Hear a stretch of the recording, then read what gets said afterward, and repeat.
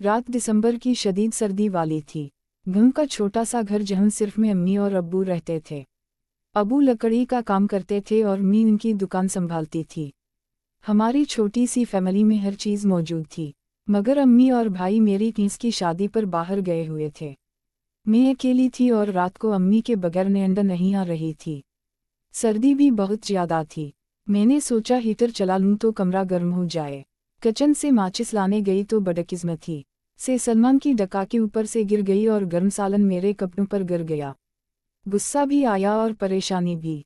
मैं जल्दी से कमरे में आई, हीटर चला दिया और कपड़े उतारने लगी। सालन जिस्म पर भी लग गया था जिससे बहुत तकलीफ हो रही थी। मैंने हीटर पर पानी गर्म किया और नहाने चली गई। नहाकर बाहर निकली तो याद आया कि दूसरे कपड़े लाना भूल गई हूँ।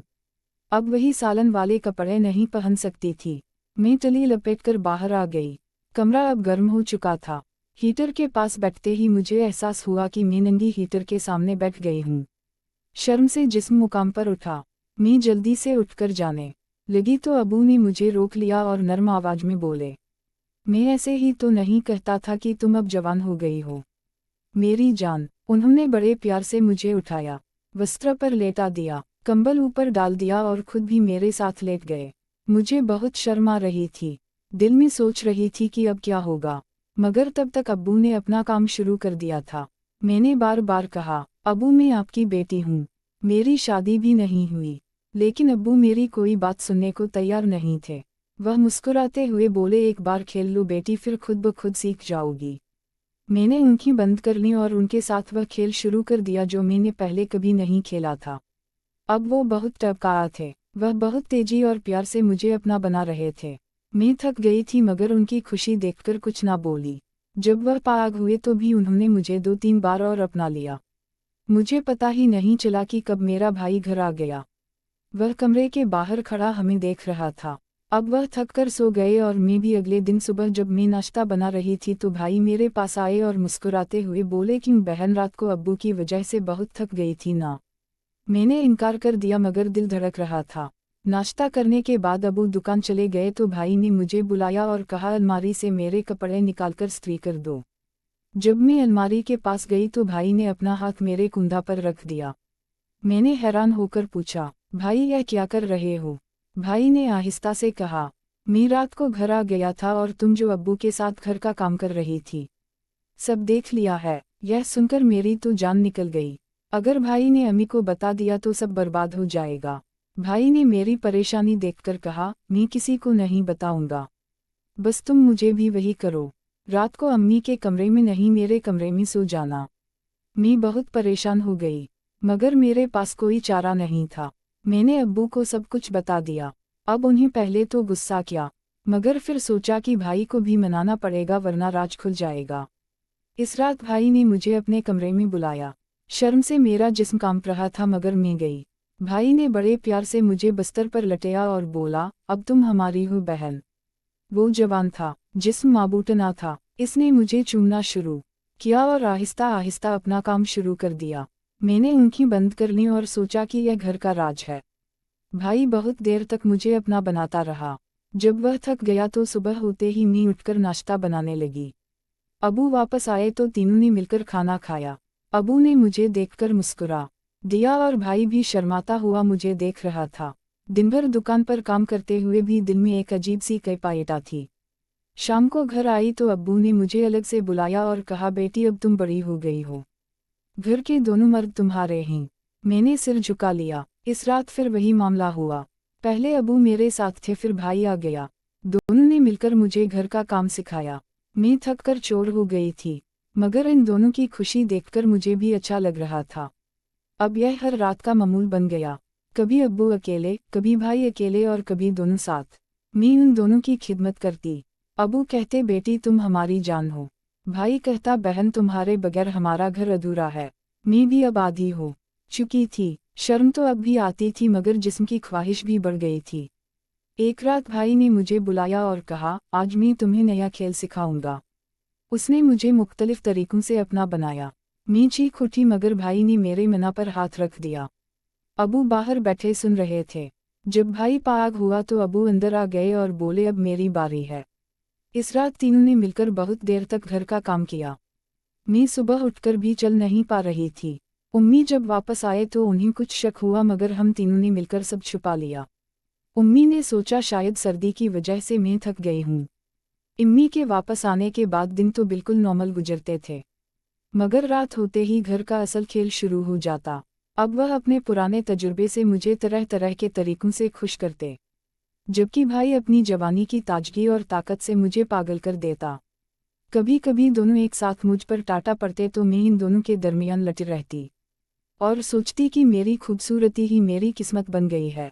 गांव वाले अब भी मुझे देखकर कहते कि यह लड़की बहुत मासूम और नाजुक है, मगर इन्हें क्या पता कि घर की चार दीवारी के अंदर क्या कुछ हो रहा है।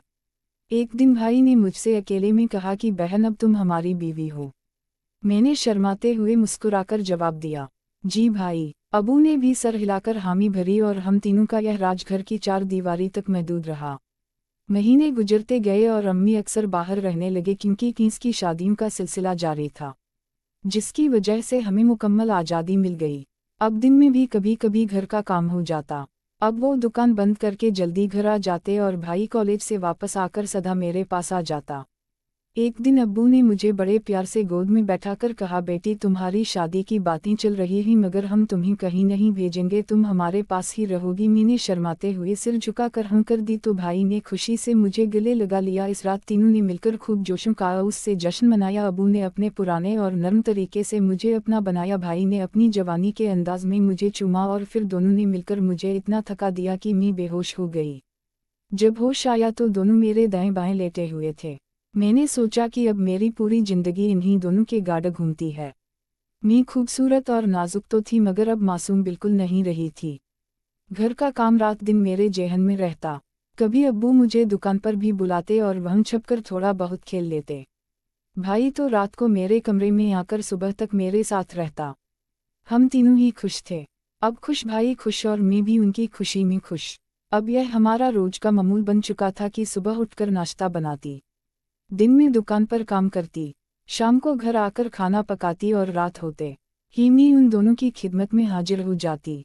कभी अबू किल मुझे अपने कमरे में ले जाते तो बहुत हिस्सा आहिस्ता बहुत प्यार से मुझे अपना बनाते और मुझे बताते कि बेटी तुम हमारी जान हो, तुम्हारे बगैर हम कुछ नहीं। कभी भाई मुझे अपने मजबूत बाजुओं में बाइंका लेता और अपनी जवानी की सारी ताकत से मुझे चौड़ा कर देता।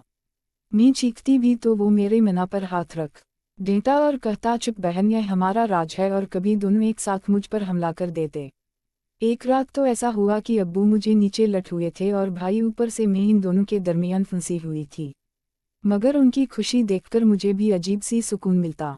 जिस्म की ख्वाहिश अब इतनी बढ़ गई थी कि दिन भर भी कभी कभी दिल अबकिना हो जाता। एक दिन दुकान पर जब कोई कस्टमर नहीं था तो अबू ने मुझे अंदर वाले छोटे कमरे में बुलाया और वहाँ जल्दी जल्दी मुझे दीवार से लगाकर अपना लिया।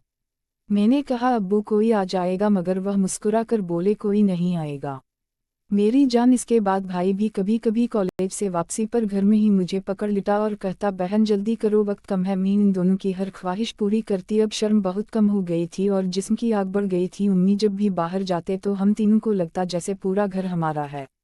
रात को कभी तीनों मिलकर खाना खाते फिर खेलते। अबू कहते, बैठी तुम हमारी सबसे कीमती चीज़ हो। भाई कहता, बहन तुम्हारे बगैर हमारी जिंदगी अधूरी है। मैं भी उन्हें देखकर मुस्कुरा देती और सोचती कि मेरी खूबसूरती ने मुझे यह सब कुछ दे दिया है। महीने गुजरते गए। मेरी उम्र अब 18 हो चुकी थी, मगर शादी की कोई बात नहीं होती थी, क्योंकि अबू और भाई मुझे घर से जाने नहीं देते थे।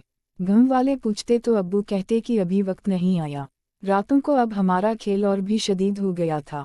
एक रात भाई ने मुझे नए नए तरीकों से आजमाया, जिससे मैं दर्द से करा उठी, मगर उसने मुझे चूमकर चुप करा दिया।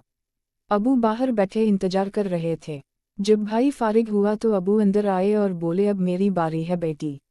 इस रात तीनों ने मिलकर सुबह तकरीबन खेलते रहे। मैं थक कर बेहाल हो गई थी, मगर इन दोनों की मोहब्बत और ख्वाहिश देखकर मुझे भी अच्छा लगता। अब मैं मुकम्मल तौर पर उन दोनों की हो चुकी थी। घर का यह राज आज भी जारी है।